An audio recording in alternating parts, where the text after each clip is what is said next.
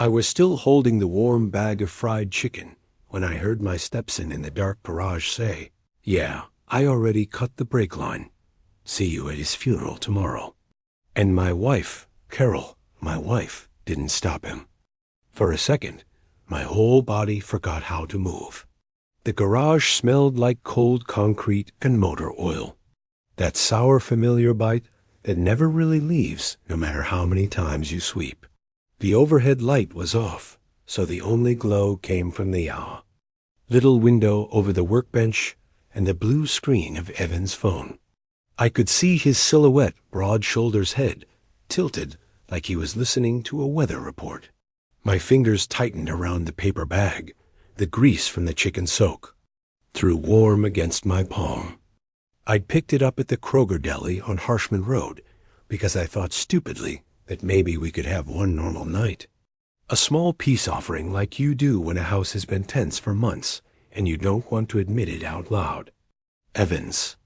Voice stayed calm, too calm.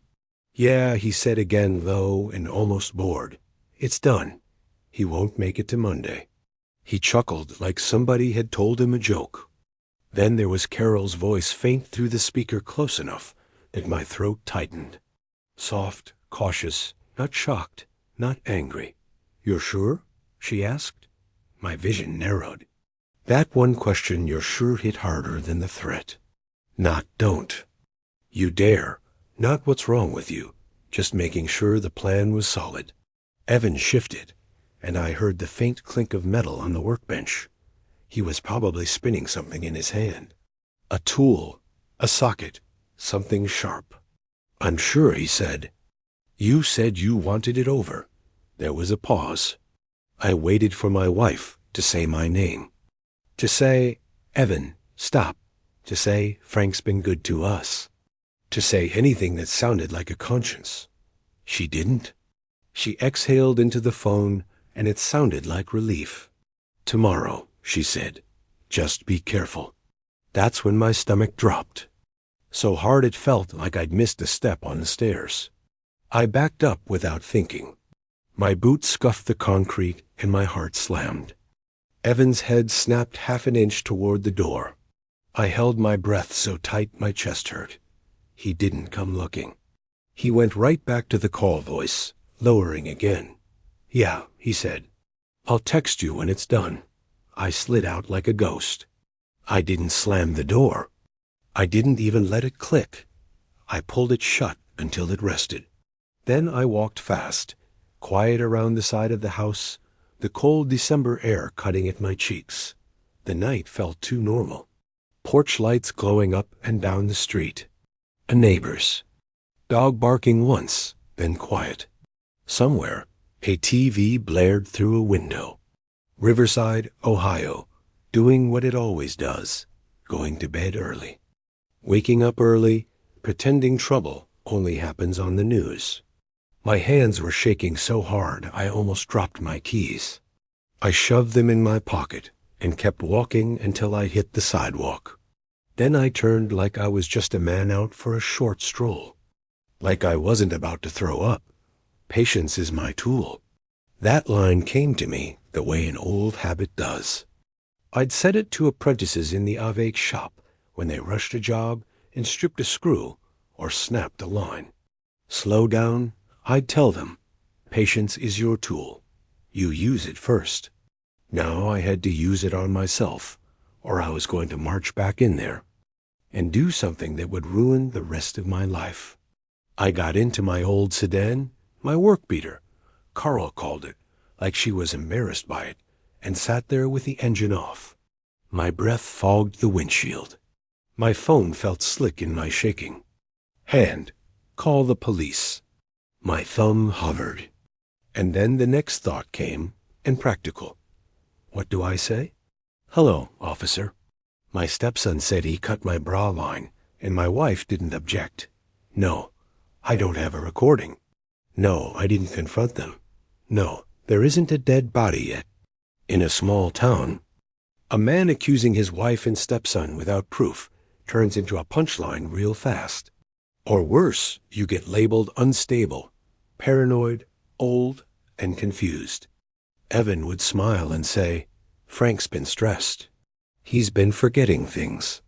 Carol would dab her eyes and say he's been so tired lately. And then they'd keep going. I couldn't let that happen. So I did the next best thing. I opened the roadside assistance app and called for a tow. The dispatcher sounded half asleep. "What's the pickup location?"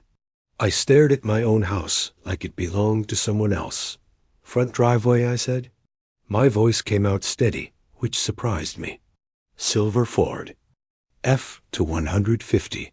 Needed towed tonight. Is it drivable?" "No," I said, and my throat tightened around the lie. "Safety issue. How soon do you need it?" "As soon as possible," I said. Then, because I couldn't help it, I added, "Please."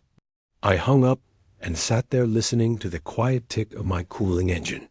My hands kept shaking, but my brain was all ready, racing through what mattered. Evidence, dates, times, moves that keep you alive.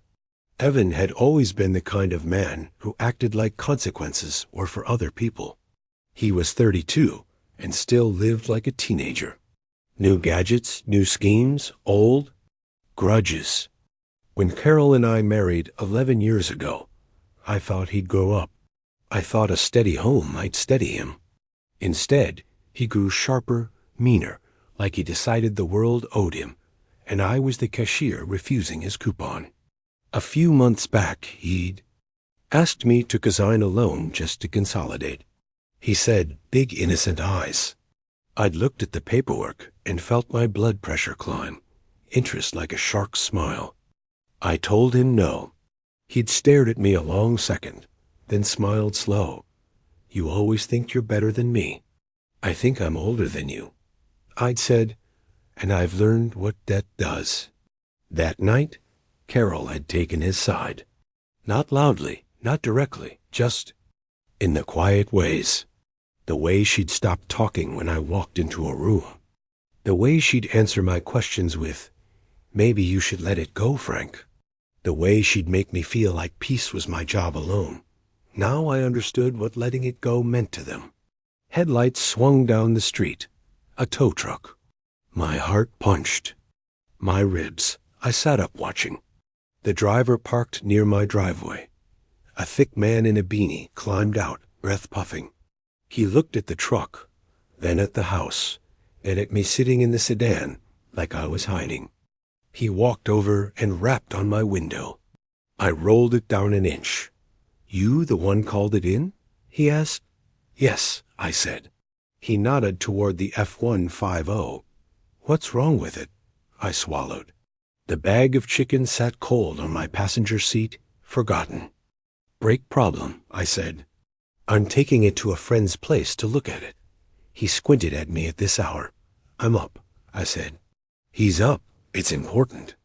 The driver shrugged like he'd seen every kind of weird. "All right. Where are we going?" I gave him the address. I'd already decided on the only place that made sense if I wanted my next move to be both safe and clean. "Dayton," I said. "Off Needmore Road." The driver whistled softly. "That's a haul." "I'll pay," I said. He nodded, went back to his truck, and started the winch. The metal cable rattled. The sound made my skin crawl because it sounded like chains. I watched my F-150 roll up onto the flatbed. That truck had been mine before Carol, and I ever shared a bank account. I'd driven it through snowstorms, through heat waves, through years that now felt like they belonged to somebody else. The tow lights blinked red against the houses. No one came outside. No one asked questions. In America, you learn to mind your own business until trouble shows up on your porch. The driver came back with paperwork. "Sign here." My pen shook. I forced my hand steady. Patience is my tool. When I finished, he tore off a copy and handed it to me. He looked at my face like he was trying to decide if I was drunk or sick. "You all right, man?" he asked. I stared past him at my house. The curtains in the living room were drawn. Warm light leaked through the edges. Somewhere inside, my wife was probably sitting on the couch like nothing was wrong. "I'm fine," I said, "just tired." He nodded like he didn't believe me, but he didn't push. He climbed into the tow truck, and the engine rumbled to life. As the flatbed pulled away, I felt something tear loose inside my chest, like grief, like anger, like the last shred of the life I thought I had. My phone buzzed. A text. From Carol. "Where are you?" Another buzz. "Evan, you moved my truck." My throat went dry. I didn't answer either of them. Not yet. I sat there in the dark sedan with a cold bag of chicken beside me, watching the tow truck's taillights disappear down the road like a fuse burning away. I didn't scream. I didn't march back in there. I didn't let them see my fear. I slipped out, and I started doing what I'd always done when something broke in the middle of the night. I handled it. I didn't pull out of the driveway right away. I sat there another full minute, hands on the steering wheel, feeling my heartbeat in my fingertips. The house looked normal. Christmas lights on the neighbor's porch, a wreath on my own front door that Carol insisted on every year, even when we weren't speaking much. Inside, Evan and Carol were still there, probably still talking, probably already rewriting the story they'd tell if anyone asked. I started the sedan and drove off slow, like I was just going to grab a late coffee. The air had that Ohio winter bite sharp and damp, and the road shimmered in places where earlier rain had started to freeze. I headed toward Dayton, toward Needmore Road, because that was where Ray Mercer lived, Evan's biological father. Ray wasn't a friend, not really. But he was the one person Evben had always treated with a kind of cautious respect, the way a dog behaves, around the person who trained it with a firm hand. Ray had been a mechanic for 35 years, retired now, hands still stained with old grease, no matter how many times he scrubbed it. He knew cars, he knew tools, and he knew Evan better than I ever would. If anyone could tell the difference between a brake line that failed and a brake line that got cut, it was Ray. And if Evan really had done what I heard, I needed a chain of truth that didn't start and end with my word. I needed reality, paper, timestamps, witnesses, the kind of boring stuff that holds up in a courthouse. Patience is my tool. The sedan's heater blew lukewarm air that smelled faintly like old dust. My knuckles stayed white on the wheel. I kept seeing Evan's silhouette in that dark garage, hearing the casual way he said funeral like it was a lunch reservation.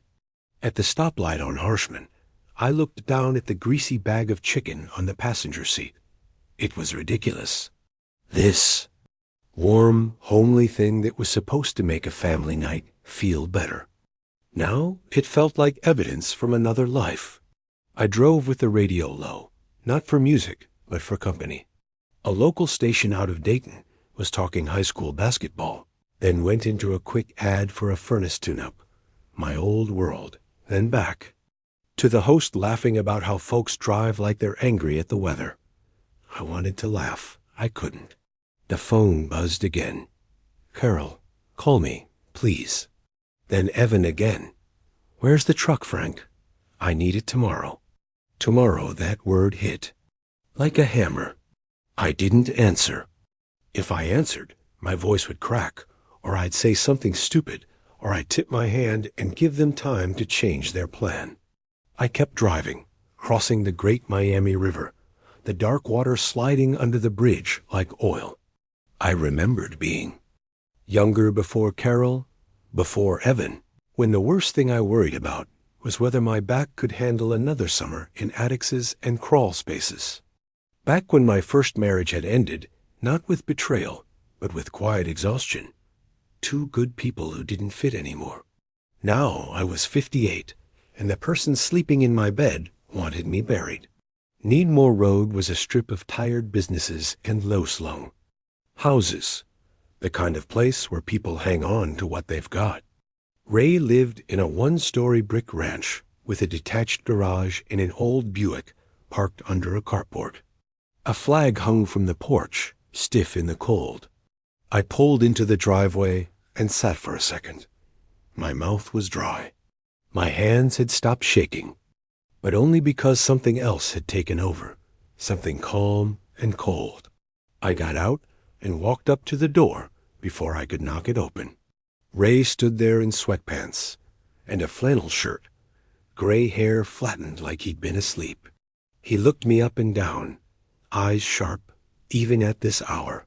"Frank," he said like my name was a question. "What the hell are you doing here?" "I need to talk," I said. He glanced past me at the sedan. "Where's the truck?" "On the way," I said. "Towed, that?"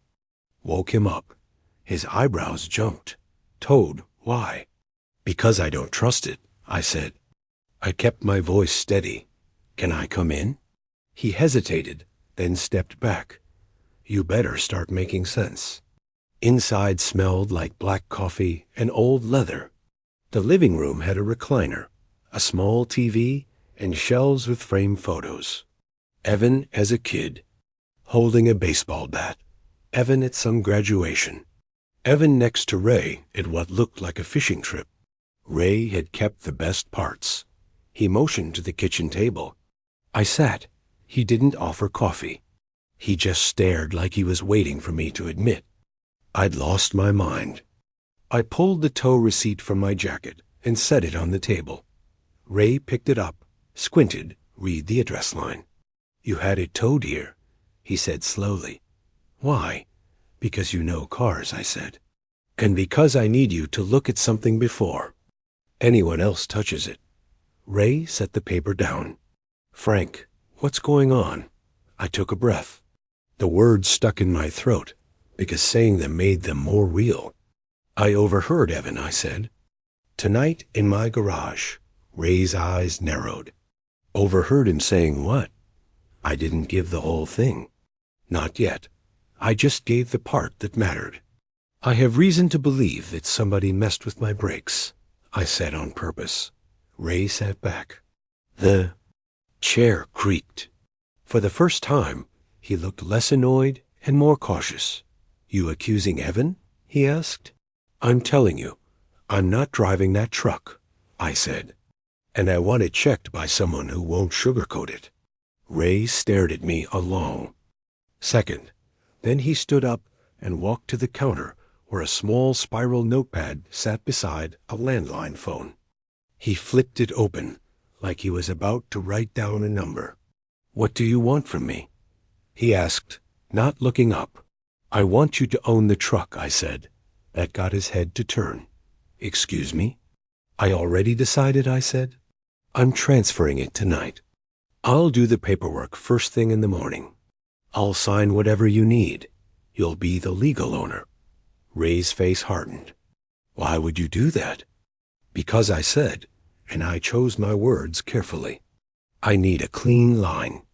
If something happens with that vehicle, I need it documented who had it and when." Ray's jaw worked like he was chewing on the idea. "So, you're building a case." "I'm trying to." "Stay alive," I said, and my voice went rough on the last word. Ray didn't speak for a moment. Then he leaned forward, forearms on the table. "Frank," he said quietly, "if you're wrong, if you're just scared and you're dragging me into your marriage mess." "I'm not wrong," I said too fast. My heart started up again. I slowed myself down. "Ray, I'm not asking you to believe me. I'm asking you to look." He watched me, and I could see the calculation in his eyes. Ray was a man who trusted engines more than people, facts over feelings. Finally, he nodded once. "All right," he said. "I'll look." Then he pointed a finger at me. "But you listen. If this thing is dangerous, I'm not driving it anywhere. I'm pulling it straight into the garage and putting it on stands. You got that?" Relief hit me so hard my eyes stung. "Yes," I said. "That's what I want." Ray stood and grabbed his coat from a hook by the back door. "Tow truck should be close." "Already on the way," I said. He paused, then looked back at me. Why are you giving it to me, Frank? Really? What's the catch? I met his eyes and let a little truth through. There's no catch, I said. Just do me a favor. Check it top to bottom before you even think about rolling it. Ray stared at me. Then his expression softened. Not kindness exactly, but understanding. The kind you get from an older man who's seen what a bad kid can do to a family. He nodded again. Yeah, he said. I will. Outside headlights swept across the window. The tow truck had arrived. Ray moved toward the door, and I followed. My phone buzzed again. This time it wasn't Carol or Evan. It was a missed call from a number I didn't recognize. Then another and another. I looked at the screen as it lit up one more time. Ray Mercer. He was standing right beside me. He hadn't called. He hadn't even touched his phone. Ray saw my face change, and he reached into his pocket, pulled out his own phone, and checked it. His screen lit up too. Missed call, Evan. Ray's eyes lifted to mine. Your boy's looking for that truck, he said quietly. My stomach tightened. Yeah, I said. I know. And as the tow driver lowered the flatbed and the cable clanked like chains in the cold, I realized something I hadn't let myself think yet. Evan wasn't just planning to kill me. He was planning to do it soon. The tow driver didn't waste time. He backed the flatbed down metal winding chains, clanking loud in the quiet neighborhood. Ray stood with his arms crossed, watching every inch. Like he already owned the truck, which in a way he soon would. I stayed back near the sedan phone, and my hand thumb hovering. My heart was beating too fast again, like it wanted to break out and run before I did. Ray waved the driver over. Set it right in front of the garage, he said. I'll take it from there. The driver nodded. You want me to drop it off or unhook it inside? Drop it, Ray said. I'm not driving it an inch. Those words steadied me more than anything else had all night. The truck rolled off the flatbed and settled with a heavy thud. The tow driver finished his paperwork, got paid, and pulled away headlights, disappearing down Needmore Road. Just like that, the street went quiet again. Ray wasted no time. He popped the hood, grabbed a flashlight, and slid a creeper out from the side of the garage. The man moved like muscle memory was doing the thinking for him. This was his language. I stood in the doorway, arms folded tight around myself, watching his boots stick out from under the truck. So Ray said from underneath, voice muffled, You want to tell me exactly what you heard? I swallowed. He said he cut the brake line. Silence. Then Ray rolled out halfway, propped himself up on one elbow, and looked straight at me. You sure?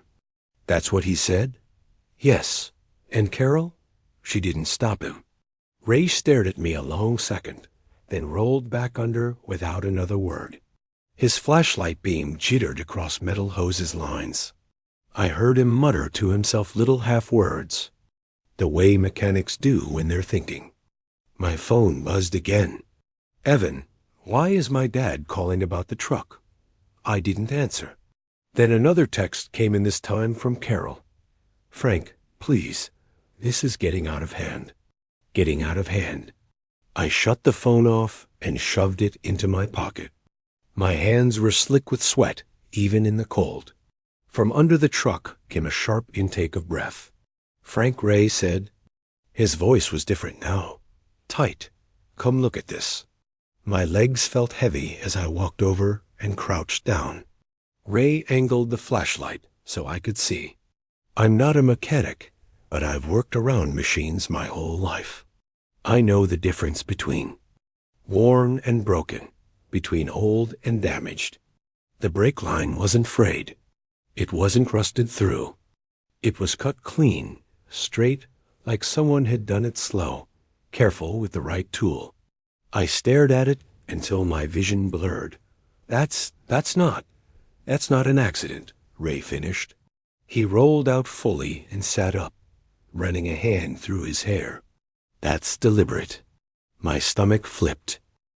Even though I'd expected it, feared it, seeing it made everything heavier, more real. Ray stood and paced once, then stopped in front of me. When did you last drive it? Yesterday afternoon, I said. It felt fine. He nodded. Then it was done after. That. My chest tightened, he said. Tonight. Ray blew out a long breath. Jesus. For a moment, neither of us spoke. The cold crept through my coat. Somewhere down the block, a door slammed. Life going on. Ree reached into his pocket and pulled out his phone. I'm calling the police. My pulse spiked. Wait.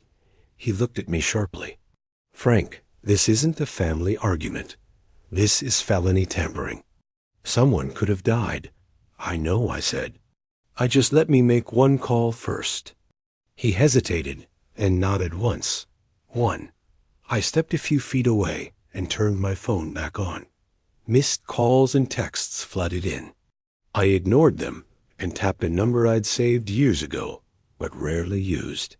Martha Klein picked up on the second ring. This better be good, she said, voice sharp but alert. It's almost midnight. Martha, I said, I need advice right now. She heard something in my voice and softened. Where are you, Dayton? With my truck. The brake line's been cut. There was a pause. Cut. How? Clean, I said. A mechanic's looking at it now. Another pause then. Okay, listen to me carefully. I did. You didn't set this up, she said. You didn't drive it. You didn't tell anyone to drive it. Correct. Correct. And the vehicle is no longer legally in your possession. It will be transferred first thing in the morning. I said there's a paper trail. Good. She said, very good. Now, yes, call the police. Tonight. You want this documented immediately. Dates, times, witnesses. My throat tightened. They might think I did something. They might, she said. But facts beat fear. Stay calm. Say exactly what you know, nothing more. I looked back at Ray, who was already dialing 911. Martha, I said, I heard him say he'd already done it, that he wanted me dead. Her voice dropped. Then you did the right thing getting out of that house. I hung up and walked back. Ray ended the call and pocketed his phone. They're sending someone, he said. Soon. We waited in the garage, a cut brake line hanging there like an accusation.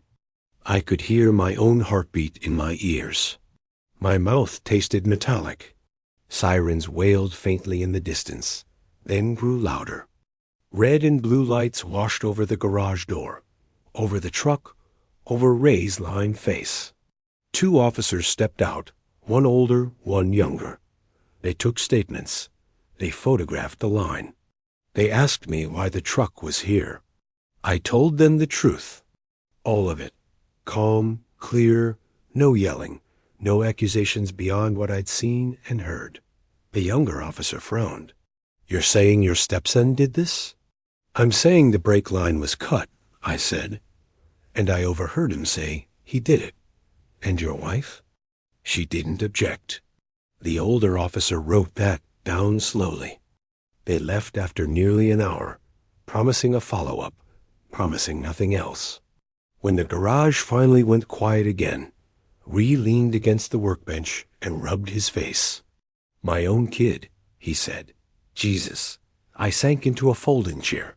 Exhaustion. Crashing over me like a wave. My hands were shaking again, worse this time. Ray looked at me. You okay? I opened my mouth to say yes, and instead I gagged, barely making it to the trash can before I threw up. Ray didn't say a word. He just held the can steady and waited. After I sat there empty and shaking, staring at the concrete floor. I don't feel like I won, I said hoarsely. Ray shook his head. You didn't win. You survived. Outside, my phone buzzed again. This time, it was a voicemail notification from Evan. I didn't listen to it yet. I just knew one thing for sure now. This wasn't over. By morning, the story had already started without me. I woke up on Ray's couch with my coat still on and my neck stiff from sleeping wrong. The smell of coffee drifted in from the kitchen, bitter and strong. For a few seconds, I didn't know where I was. Then the image of that clean-cut brake line snapped back into place sharp as a knife. Ray was at the table, scrolling through his phone, jaw tight. "Your internet famous?" he said without looking up. My stomach sank already. He turned the screen toward me. Carol's Facebook post. It was long, emotional, carefully written. "Please pray for my family. Frank left last night in a fit of anger and took things too far. My son is being accused of something terrible, and we are heartbroken. Lies can destroy a family faster than any accident." There was a picture of her and Evan from last Christmas, smiling arms around each other, our living room glowing behind them.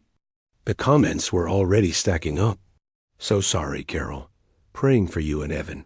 Some men just can't handle losing control. You deserve better." I felt like I'd been punched in the chest. "She didn't mention the brakes." I said. "No," Ray replied. "She mentioned feelings." I swung my feet onto the floor, my head pounding.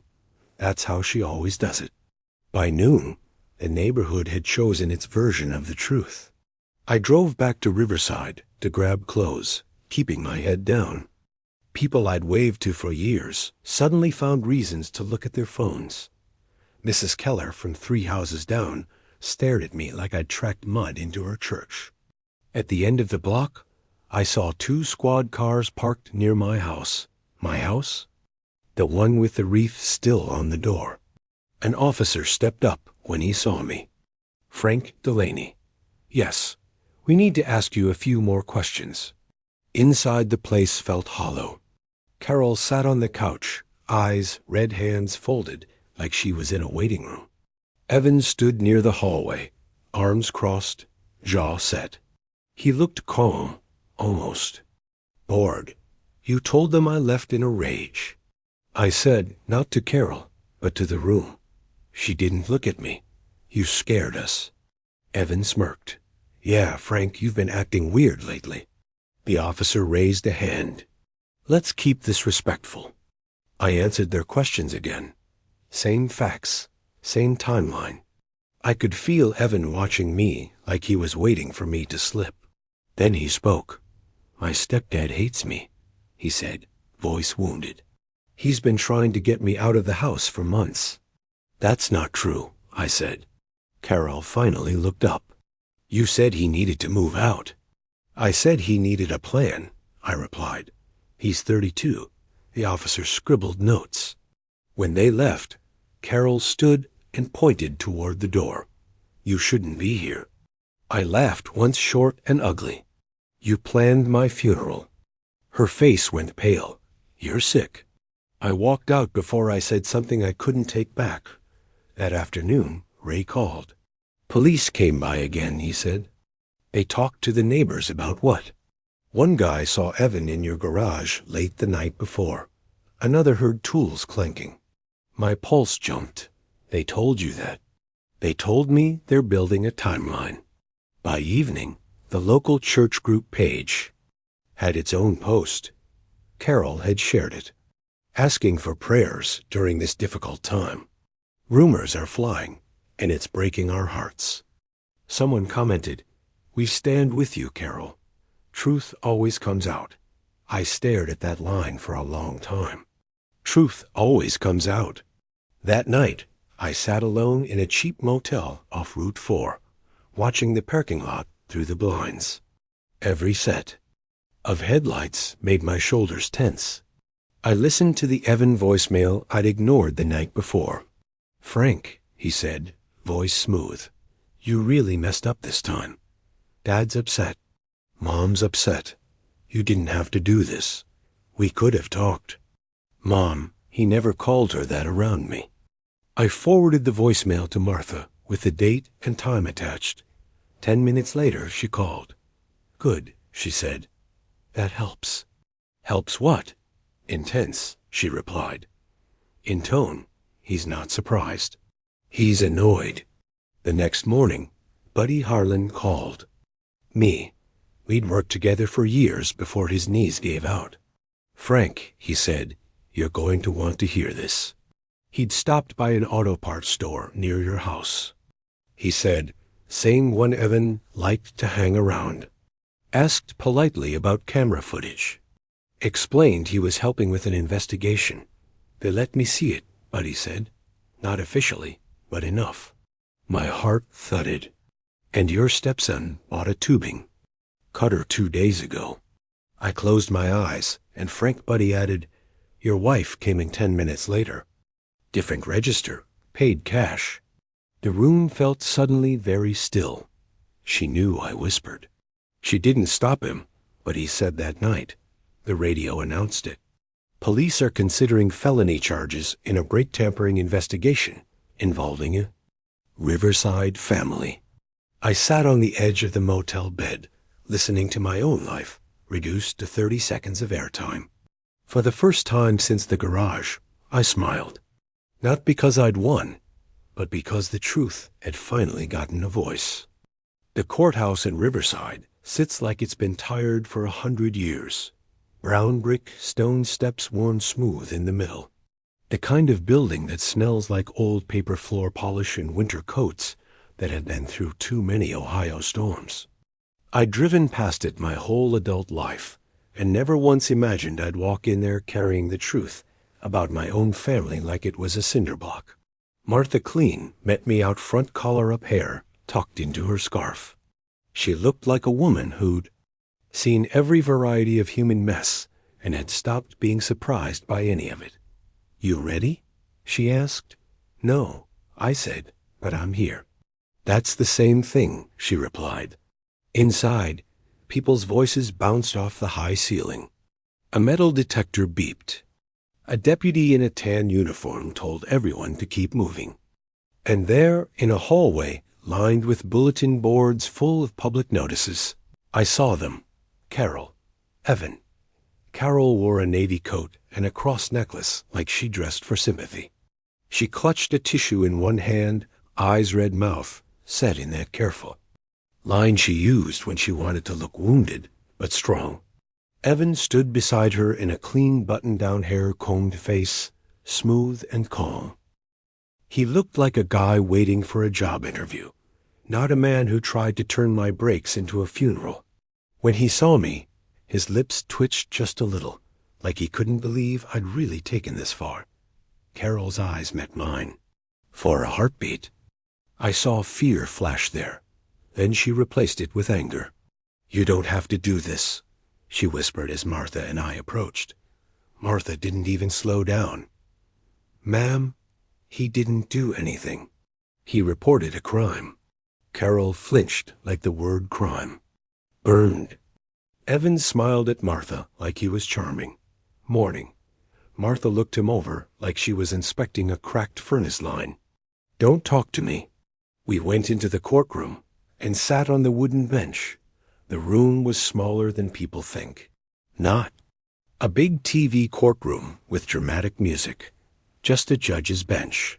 A few rows of seating flags in the corners, and a hum of quiet conversation that sounded like a church before service. I recognize faces. Mr. Keller from down the block. 2 women from Carol's church group. A guy I'd seen at Kroger 100 times. Folks in a small town don't miss a public show, especially when it involves a family that's been smiling at bake. Sales for years. My throat went tight. My hands started shaking again, and I pressed them between my knees. Patience is my tool. Martha leaned toward me. Breathe. Let them watch. It's fine. It doesn't feel fine, I murmured. It doesn't have to, she said. Just be steady. The judge came an older man, gray hair, glasses low on his nose. He had the face of someone who'd heard every excuse and already knew how the story ended. Everyone stood, then sat. The prosecutor spoke first. Then Evan's attorney, A younger guy in a shiny suit stood up and started painting his picture. "This is a family dispute," he said. "A stepfather with resentment. A Stepson being scapegoated. A wife caught in the middle." I felt heat climb my neck. Carol dabbed her eyes like she was on cue. Evan stared straight ahead, calm as a statue. Then Martha stood. "With respect," she said, voice clear. "This isn't resentment. This is a cut break line. This is a tow receipt. This is a timeline. This is an adult man stating he overheard a plan to kill him. And it is corroborated by physical evidence." The judge stared over his glasses. "We're here for a preliminary hearing," he said. "Not a sermon, but I'll hear what you've got." Martha nodded once. "Yes, Your Honor." Then the prosecutor called the first witness, a technician who'd examined the brake line after police impounded the truck from Ray's garage. He wasn't dramatic. He didn't need to be. He described the cut clean, straight, not corrosion, not wear, a tool cut. The judge nodded slowly, as if he'd expected nothing else. Evan's attorney tried to shake him. "Is it possible?" He asked that the line was damaged by road debris. The technician blinked like the question annoyed him. "A clean cut at that angle? No. Is it possible it was an accident during maintenance?" The technician leaned into the microphone. "Then someone accidentally cut a brake line clean through and didn't notice. That's not maintenance. That's negligence at best." The judge scribbled something and murmured, "Or something else." Next, the prosecutor played Evans's voicemail, the one I'd forwarded to Martha.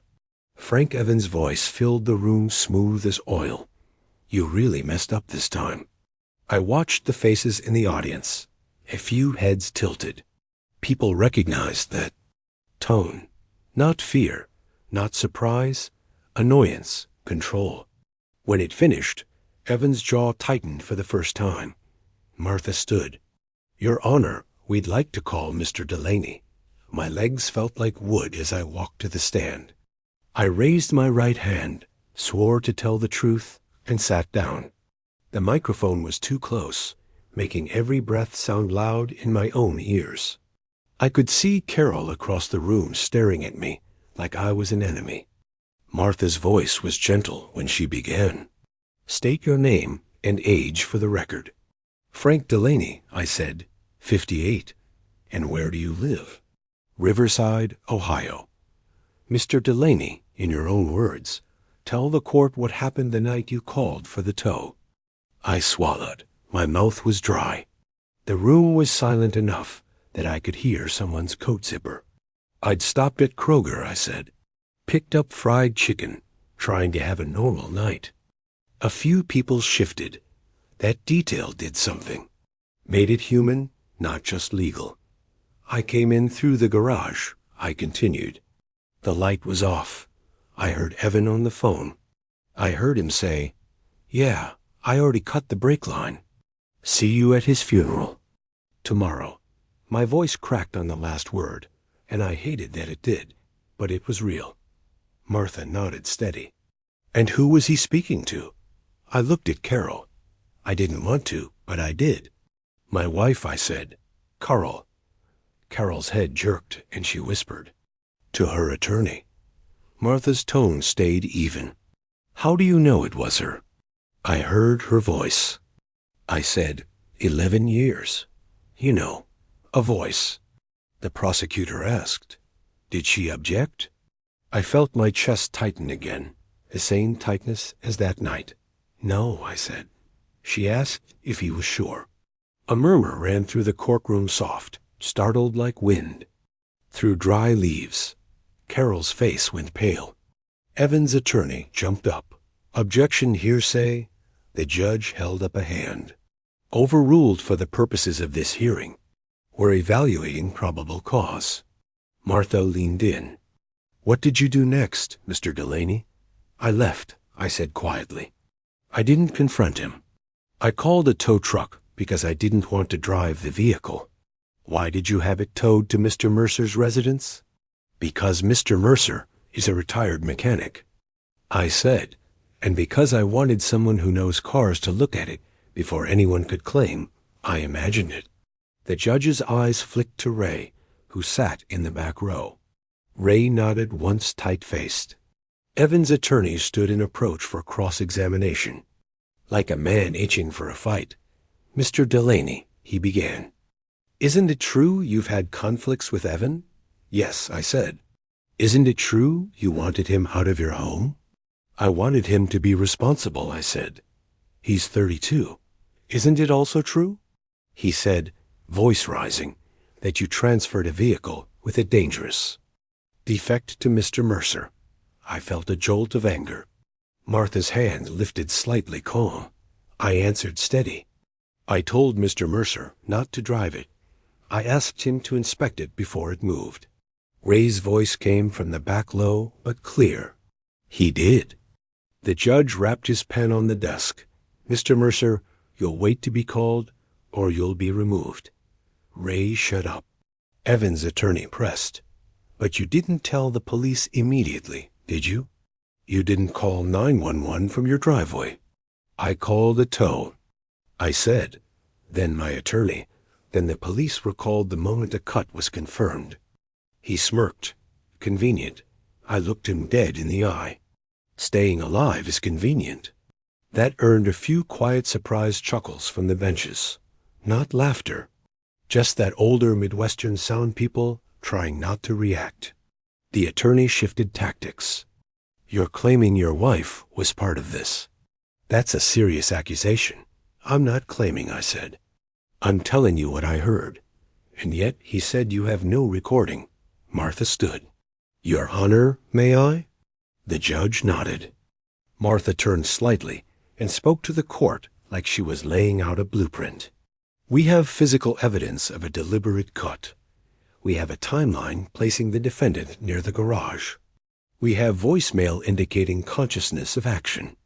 We have witness statements. And we have store video documenting the purchase of a tubing cutter. The prosecutor added in payment records showing Miss Delaney was present at the store. Shortly after, Carol made a sound half-gasp, half-choked, her head snapped toward Evan, and for the first time, her face wasn't controlled. It was naked confusion. And fear? Evan didn't look at her. He stared forward, jaw working. Carol whispered, Evan, what did you do? He hissed under his breath. Shut up. That was the moment. Not the cut break line, not the voicemail. That two-word snap. Shut up. Like she was a problem, not a person. Like she existed to keep the story clean. The judge leaned forward. Mr. Mercer, he said you're the owner or soon-to-be owner of the vehicle. Ray stood. Yes, Your Honor. And you examined the brake line. I did. And in your professional opinion, it was cut, Ray said, voice thick. Clean on purpose. The judge nodded slowly, then turned his gaze on Evan. Evan's attorney tried to regain footing. Your Honor, we maintain this is the judge held up a hand again, and his voice was flat as a shovel. No. The room went still. He looked down at his notes and back up. A mechanical coincidence, he said, repeating the phrase like he was tasting something sour with a cut that clean. He paused just long enough for everyone to feel it. Next, you'll tell me the truck performed surgery on itself, he added. This time, people did laugh. Quiet, sharp laughs, the kind that break tension in a room full of older folks who've been holding their breath. Evan's face flushed. Carol began to cry real tears now, not the stage kind. She covered her mouth with her tissue and shook her head over and over like she could undo what she'd allowed. I didn't know he'd really do it, she whispered. I stared at her, and my voice came out low, tired, and honest. You didn't stop it, I said. You let it breathe in our house. The judge's gavel wasn't dramatic, just one solid knock. Based on the evidence presented, he said, this court finds probable cause. No contact order is issued. Defendant will be held pending further proceedings. Evan's attorney whispered urgently to him. Evan stood, hands clenched, eyes burning. As the deputy moved in, Evan finally looked at me. Not with sadness, not with regret, with hatred. For a second, my knees threatened to buckle. Not from fear of him now, but from the weight of seeing the truth of a person so plainly. Ray shifted beside me as if he'd step between us if he had to. Carol's crying turned into a quiet, broken sound, and I just sat there breathing, feeling the courtroom air fill my lungs like the first real breath I'd taken in days. When it was over, I walked out into the cold Ohio sunlight. It hit my face, pale and weak, but it was light all the same. I didn't feel victorious. I felt alive. I thought the courthouse doors would feel like an ending. They didn't. They felt like a door you walk through and realize you're still standing in the same storm, just on a different side of it. Outside, the wind cut across the steps, snapping at coats and making people hunch their shoulders. A couple of the church ladies who'd been in the courtroom avoided my eyes. One of them, a woman I'd helped carry groceries for once when her husband was in the hospital, whispered to her friend and turned away like I was contagious. Ray stood beside me, hands jammed in his pockets, staring out at the parking lot like he wanted to punch something and knew he couldn't. Martha came down the steps quick and purposeful. "Don't go back to the house," she said immediately. "I wasn't planning to," I replied. "Good," she said. "No contact means no contact. Let law enforcement handle Evan. Let the divorce attorney handle Carol." The word divorce landed heavier than I expected. Not because I didn't want it, because some part of me still couldn't believe I was here. That my second marriage, the one I thought would be calmer, had nearly ended with a funeral. Ree exhaled through his nose. "I can't believe my kid," he said. Martha gave him a look. "Believe it," she said. "Then act accordingly." She turned to me. "Frank, there's going to be backlash. People will say you set him up. People will say you're exaggerating. You cannot get sucked into arguing with the internet." I almost laughed. I'm 58. I don't even know my Facebook password half the time. Martha's mouth twitched. "Good. Keep it that way." Ray offered to drive me back to the motel. On the way, we passed familiar Ohio things that suddenly felt unreal. Casey's gas station signed a high school football banner. On a fence, a church marquee that said, "Joy is a choice." I wanted to stop and tell that church to update their sign. Joy is a choice, sure, but so is evil. At the motel, I sat on the edge of the bed and stared at my hands. The shaking had mostly stopped, but my body felt wrung out like a rag twisted too many times. That afternoon, I got a call from the detective, Mr. Delaney. He said, "I want to inform you that we executed a search for tools consistent with the cut. We also collected video from the auto parts store." "I know," I said. "My friend helped retrieve it." "We're treating this as serious," he said. "Your decision not to drive the truck likely prevented a fatality." "A fatality?" "He didn't say your death, but that's what he meant." When I hung up, my chest tightened again. Not from fear this time, from the delayed realization of how close I'd come. That night, I didn't sleep. Every time I closed my eyes, I saw the garage, the dark Evans phone glow, Carol's voice asking if he was sure. Around 3 a.m., my heart started racing for no reason. My hands went numb. I thought I might be having a heart attack. I sat on the bathroom floor with my back against the tub, breathing shallow, trying not to panic. Patience is my tool. I whispered it like a prayer over and over. By morning, I made an appointment at urgent care. I hated doing it. Men my age will do anything to avoid sitting in a waiting room full of coughing strangers, but I didn't trust my body anymore. The nurse took my blood pressure and raised her eyebrows. "Been under stress?" she asked. I laughed once dry.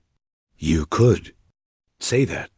The doctor told me my heart was fine, but my numbers were high.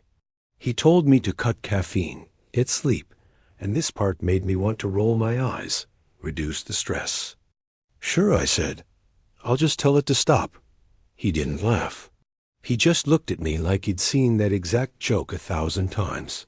"Mr. Delaney," he said gently, "stress can kill you if people don't." That line stuck with me. Over the next week, things moved in slow official steps.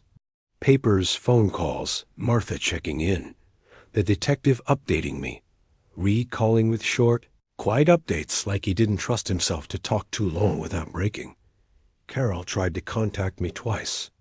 Once, with a voicemail that started with sobbing and ended with anger. Another time through a mutual friend from church who left me a message saying Carol just wants closure. Closure? Like she'd misplaced a sweater not tried on my funeral. Martha told me not to respond. "Silence is a boundary," she said. And boundaries are what kept you alive. 2 weeks later, I went back to the house with a deputy to collect the rest of my things. Walking in felt like walking into a museum exhibit about my own life. My boots on the hardwood sounded too loud. The air still held Carol's vanilla candle smell, mixed with the faint scent of laundry soap. The living room looked the same. Family. Photos. Couch blanket folded just so. But now it all looked stage, like a set. Carol wasn't there. Martha had arranged that. But I saw evidence of her everywhere. A dish towel hanging neat, a cup in the sink, her handwriting on a sticky note. "Call plumber." I carried boxes out while the deputy stood by polite and bored like he'd done this 100 times. I found my father's old toolbox in the basement, the one I'd inherited when he died. The weight of it in my hands made my throat tighten. My dad had been a quiet man, steady, the kind who tell you to fix what you can and walk away from what you can't. In the bedroom closet, I found the last thing I expected. The fried chicken bag still crumpled in the trash from that night. Grease stains hardened, the smell long gone. I stared at it for a long time. That little stupid attempt at peace sitting there like a joke. When I left, I didn't look back. I signed the divorce paperwork the next month. No screaming, no big courtroom. Drama, just signatures and quiet. Carol tried to add a note in the margin about reconciling later. Martha crossed it out with one firm stroke. Ray transferred the truck back to me once the evidence process was finished, but I didn't want it anymore. The sight of it made my stomach twist. I sold it to a guy in Dayton for cash cheaper than it was worth, because I didn't want it in my driveway ever again. With that money and what I had saved, I bought a small condo near the river in Dayton. Nothing fancy. Second floor, quiet. Number, attached garage. Just a little balcony with a view of water that moved even when everything else felt stuck. The first morning there, I made coffee and sat outside in a sweatshirt, watching the river carry leaves downstream. The air smelled clean like damp earth and cold stone. I thought I'd feel triumphant. I didn't. I felt tired. I felt older than 58, but I also felt something else. Something I hadn't felt in a long time. Safe, not perfectly safe. Nothing in life is. But safe enough to breathe without tasting fear. A week after I moved in, I took a small portion of the money from the truck and donated it to a local program that helps victims of domestic violence and supports safe exit plans. I didn't do it to be a hero. I did it because I kept thinking about how many people hear threats in their own homes and have nowhere to go. When the receipt printed, I stared at it and felt my eyes sting. Justice isn't watching someone die. Justice is watching the truth stand up when you couldn't. That evening, I got one last message from a number I didn't recognize. It was short. "You ruined everything." No name, no signature, but I knew. I deleted it without replying. Because the real revenge wasn't a clever speech or a dramatic punch. It was refusing to play their game anymore. I sat on the balcony listening to the river, and I thought about the moment in the garage. The glow of Evan's phone, the calm cruelty in his voice, the silence from the woman I trusted. If you take anything from my story, take this. Trust your gut, not your pride, not your hope, not the version of someone you want to believe in. Your gut. And if you're hearing something in your own home that makes your skin go cold, don't ignore it. Move smart. Document. Get help. Tell someone you trust. I didn't scream. I didn't swing. I stepped aside and I let the truth do the hitting. If this story stayed with you, if it hit close to home in any way, share it with someone who might need to hear it. And if you want more real stories like this, stories about survival, truth, and justice, stick around, subscribe, and keep your eyes open out there. Because at our age, wisdom isn't just knowing what's right. It's knowing when something's wrong. Subscribe to Astral Vengeance.